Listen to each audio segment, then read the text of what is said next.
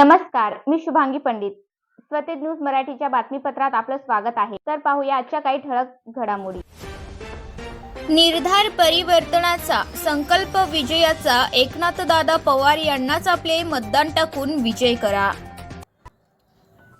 लोहा 88 विधानसभा मतदारसंघाचे शिवसेना उद्धव बाळासाहेब ठाकरे अधिकृत उमेदवार एकनाथदादा पवार यांच्या प्रचारार्थ युवा नेते डॉक्टर नवनाथ उर्फ बापूसाहेब रोहिदासजी चव्हाण यांचा प्रचार सभा व बैठक प्रत्येक मतदारसंघात घेण्यात येत आहे. या बैठकीमध्ये उद्धव बाळासाहेब ठाकरे निशाणी मशाल यावर एकनाथदादा पवार हे उभे आहेत. तरी सर्व मतदारसंघातील जनतेने यांनाच मतदान देऊन विजय करा असेही प्रचारामध्ये सांगत आहेत. एकनाथदादाच्या नेतृत्वावर विश्वास ठेवून काम करत आहे तेही मोठ्या प्रमाणात पेटून उठलेलं आहे. खऱ्या अर्थाने पाहिलं गेलं तर आज आपल्या ज्या ह्या मतदारसंघामध्ये 2004 नंतर जे वाटोळं झालं ते खरं तर पैशाच्या जोरावर जे कोणी लोक निवडणूक लढवत होते त्यांनी आपल्या ह्या मतदारसंघाचं वाटोळं केलं. गाढवापेक्षा स्वस्त माणूस विकत घेतला म्हणून तेव्हा ज्यांनी म्हटले आज त्यांच्यावर एवढी वाईट परिस्थिती आली. तुम्हाला मला सांगावंसं वाटतंय, मी ज्या ज्या गावामध्ये गेलो कमीत कमी 50% आपल्या मशालीचं वातावरण आहे. खऱ्या अर्थानं सांगायचं झालं तर ही जी निवडणूक आहे ही जनसामान्य माणसाने हातामध्ये का घेतली तर 2-2.5 वर्षाखाली महाविकास आघाडी सरकारमध्ये असताना हे सरकार पाडण्यासाठी सर्वात मोठं पाप जे केलं होतं देवेंद्र फडणवीसांनी हे 2 पक्ष फोडले होते. आदरणीय बाळासाहेबांनी स्थापन केलेली शिवसेना तुमच्यासारख्या शिवसैनिकांना माहित आहे ते कसल्या परिस्थितीमधून शिवसेनेची स्थापना केली होती. गावगाव पाट्या काढल्या होत्या, शाखा काढल्या होत्या. त्यावेळेस मला वाटतं काँग्रेसचं सरकार असताना सामान्य शिवसैनिकाला कुठेही न्याय मिळत नव्हता. चव्हाण साहेबांनी जेव्हा गावामध्ये आल्यानंतर लाईट बंद करायचे अशा वेळेला त्यांनी शाखा स्थापन केल्या होत्या. आपल्याला बसायला कोणी जागा देत नव्हतं तर अशा या शिवसेनेची फाळणी केली.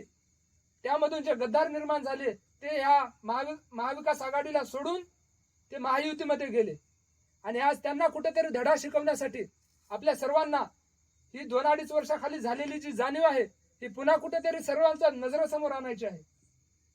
वयस्कर मंडळी असतील, माता भगिनी असतील, यांना सांगितलं पाहिजे आपण सर्वांनी. या गद्दारांना धडा शिकवायची ही वेळ आलेली आहे. कारण चव्हाण साहेबांनी जे कार्य केलं होतं ते आजपर्यंत आपण विसरलो नाही.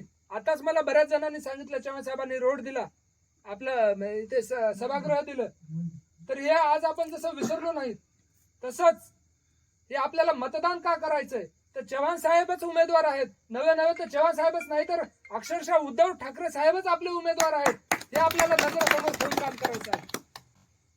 ते बलाढ्य जे पैशाने उमेदवार आता पुढे आलेले आहेत, सरसावलेले आहेत, त्यांना कुठेतरी दाखवून द्यायची वेळ आहे की हा मतदार संघ आणि इथले मतदार आता हे विकत कोणी घेऊ शकले जाणार नाहीत. कारण यांनी आता स्वाभिमान आपला समोर ठेवलाय. दारूसाठी, मटणासाठी आणि पैशासाठी हे विकले जाणारे मतदार राहिलेले नाहीत. खऱ्या अर्थानं ज्या उमेदवाराच्या दृष्टिकोन या विकासात्मक आहे अशा दृष्टिकोनाच्या व्यक्तिमत्वाच्याच पाठीमागे आपण राहणार आहोत. आणि जुने जाणकार मंडळी हे चव्हाण साहेबांचं कार्य, त्यांचा स्वभाव, त्यांची शिकवण जाणते आणि चव्हाण साहेबाच्याच पावलावर पाऊल ठेवून मी आज तुमच्यासाठी सर्वांसाठी लढत आहे, झगडत आहे. त्यामुळे एकनाथ दादा उमेदवार जरी असले तरी आपल्या अडीअडचणीला आम्ही प्रत्येक वेळा धावून येऊ. जसे चव्हाण साहेब धावून यायचे, दादाही धावून येतील. जिथे दादा बिझी असतील तिथे मी आपल्यासाठी धावून येईल. छोटे मोठे जे काही प्रश्न असतील हे आम्ही हाकेच्या अंतरावर आहोत. आपण कधी देऊ शकता अधिकारानं, हक्कानं. आतापर्यंत तुम्ही जसे घरी आला तसे बिलकुल पुन्हा येऊ शकता. आम्हाला आता आमच्या खुशाल काकाची आठवण आली. आज ते असते ते सगळ्यात पुढे असते. मोठ्या प्रमाणावर इथून मतदान करून घेतलं असतं. आपल्याला त्यांची कुठेतरी म्हणजे एक चाहूल जी आपल्या मनात राहून जाते ती कुठे दिसता कामा नये. ही आपल्याला येत्या 20 तारखेला मतदानातून दाखवायचं.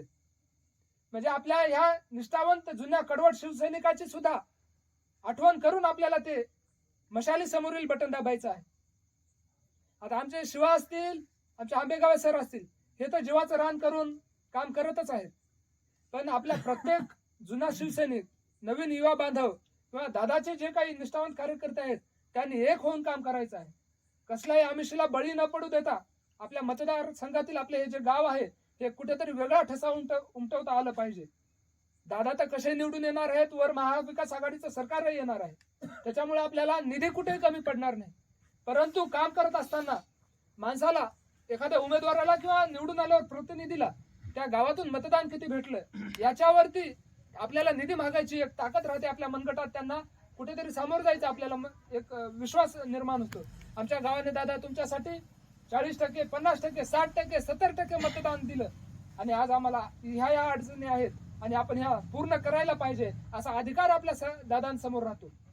त्यामुळे आपण कुठेही या मतदारसंघातील गावाच्या आपल्या जे गाव आहे याचं नाव कमी होणार नाही याची दक्षता घेऊन 20 तारखेला एकनाथ दादाचं नाव 1 नंबरवर आहे आणि ते राहणारे 1 नंबर 23 तारखेला. दादाच्या नावासमोरील मशाल हे आपलं चिन्ह आहे. चिन्हासमोरील बटन दाबा. एवढं दबलं पाहिजे की आपल्या इथले खराब झाले पाहिजे.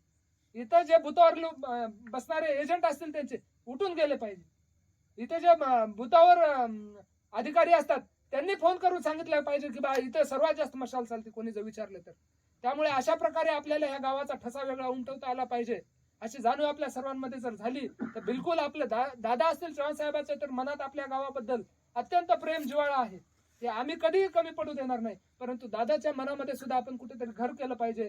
एक जुना शिवसैनिक कसा कामाला लागल्यावर अंग झाडून काम करतो याची दादाला आपल्याला प्रचिती करून दिली पाहिजे असं मी आपल्या समोर व्यक्त होतो.